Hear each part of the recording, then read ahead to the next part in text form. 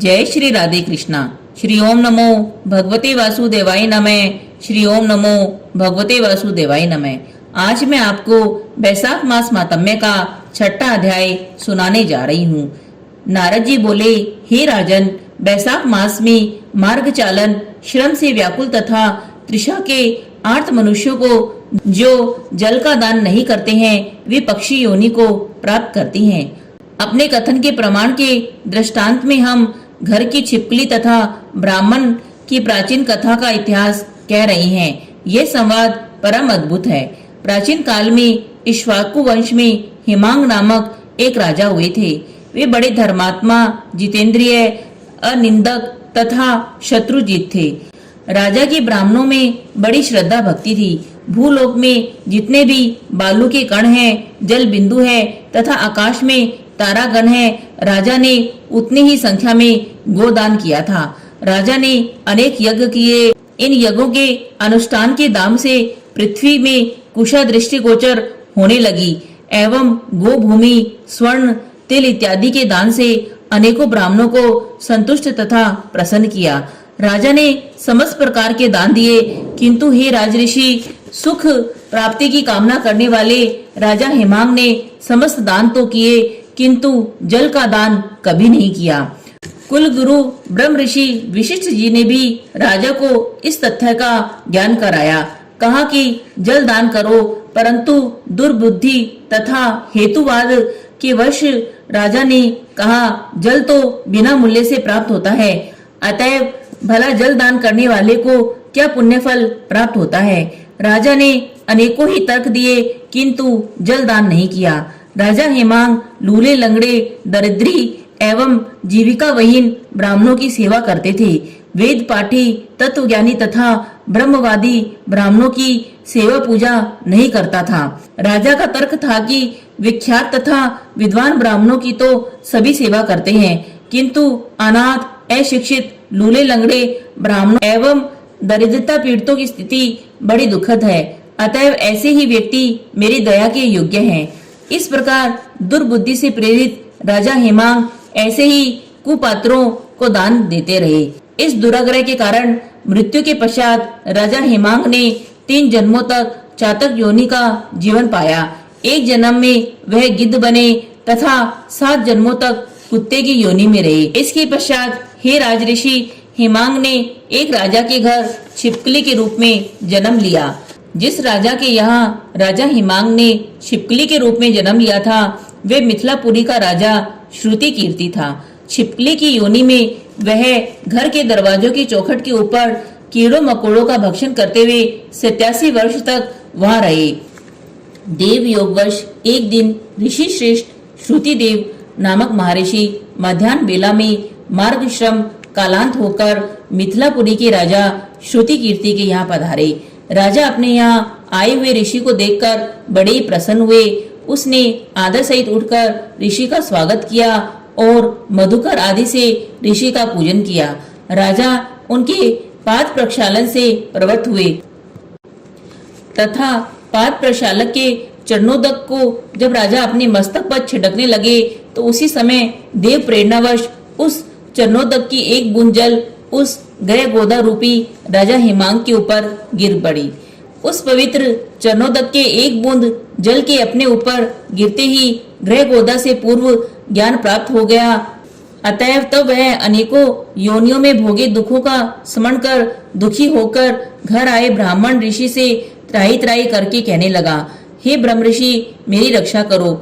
एक छिपकली को इस प्रकार बोलते देखकर ब्रह्म ऋषि को बड़ा आश्चर्य हुआ और वह छिपकली से कहने लगे, हे गोधा, तुम इतने दुखी होकर इस प्रकार विलाप क्यों कर रहे हो?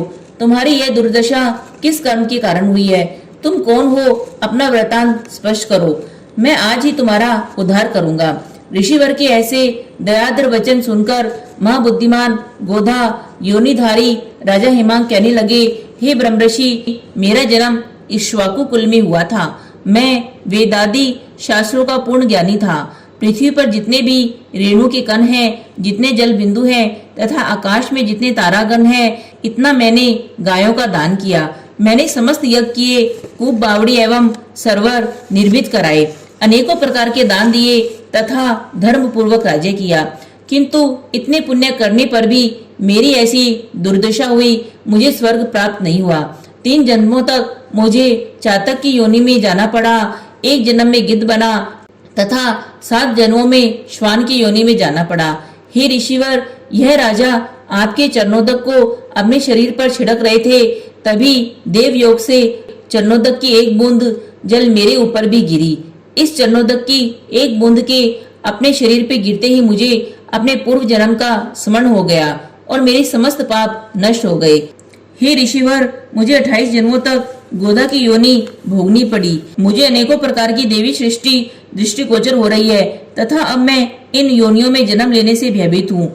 हे ऋषिवर, मेरी दुर्गति का क्या कारण है? कृपया इस स्थिति को विस्तार पूर्वक स्पष्ट करें। गोदा के ऐसे कहने पर ऋषिवर ने अपने दिव्य ज्ञान चक्षु द्वारा उसके पूर्व जन्म का समस्त वृतांत जान लिया और वे कहने लगे, हे राजन, आपके निकृष्ट योनियों के जीवन का कारण स्पष्ट कर रहा हूँ, ध्यान देकर सुनो।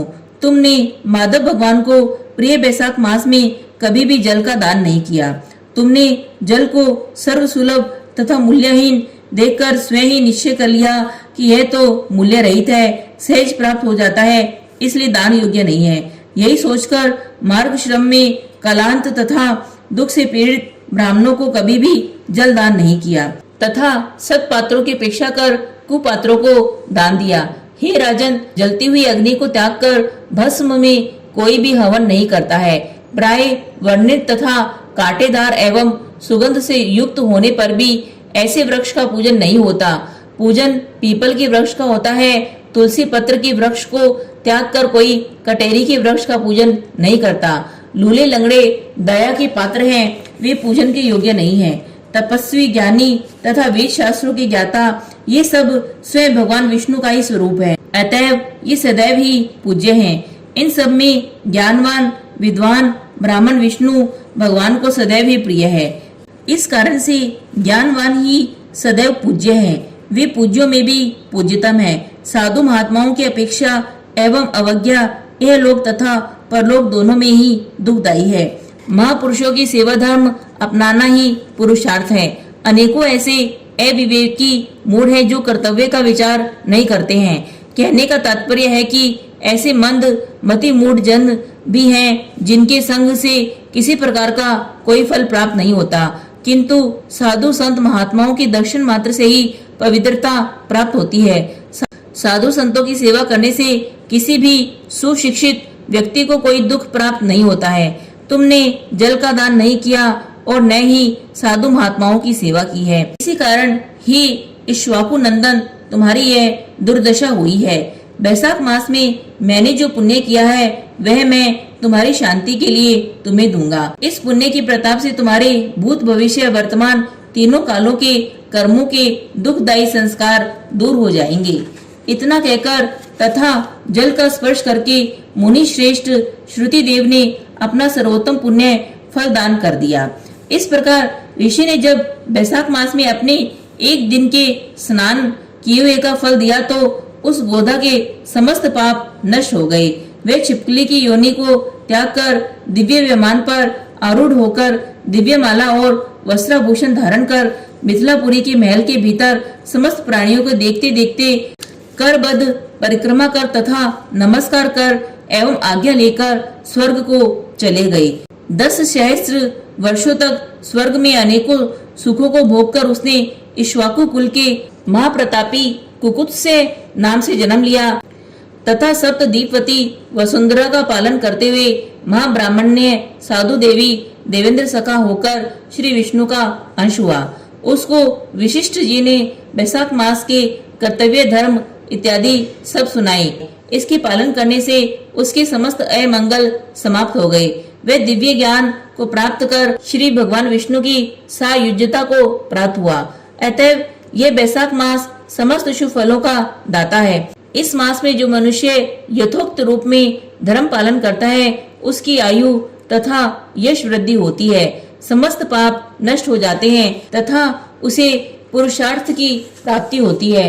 इसलिए ब्राह्मण, क्षत्रिय, वैश्य, शूद्र तथा ब्रह्मचारी, गृहस्थ, वानप्रस्थ तथा सन्यासी इत्यादि सभी को वैशाख मास में बताए गए धर्म कर्म का पालन करना चाहिए। श्री हरि विष्णु भगवान की जय। श्री हरि विष्णु भगवान की जय।